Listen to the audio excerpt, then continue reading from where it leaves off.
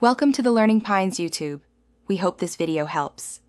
In this video, I will explain how to make hard meat soft. First, choose the right cut of meat.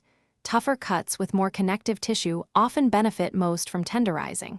Next, prepare your meat by trimming away any large pieces of excess fat or silver skin. This tough membrane will not break down during cooking and can make the meat chewy.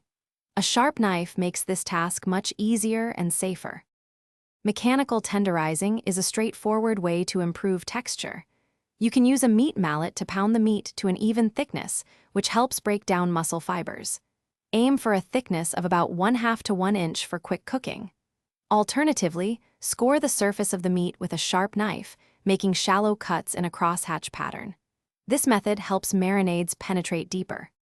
Chemical tenderizing uses ingredients to break down proteins. Acidic marinades, like those made with lemon juice, vinegar, or buttermilk, can help soften muscle fibers over several hours. For a more potent effect, consider using natural enzymes found in fruits like pineapple or papaya. These enzymes work quickly, often in 30 minutes to 1 hour, so be careful not to over-tenderize, which can make the meat mushy. The cooking process itself is crucial for tenderness.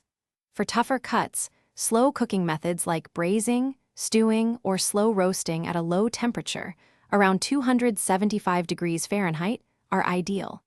These methods allow connective tissue to break down into gelatin. After cooking, always rest your meat for at least 5 to 10 minutes before slicing it against the grain for maximum tenderness. Thanks for watching. Consider subscribing if we helped you.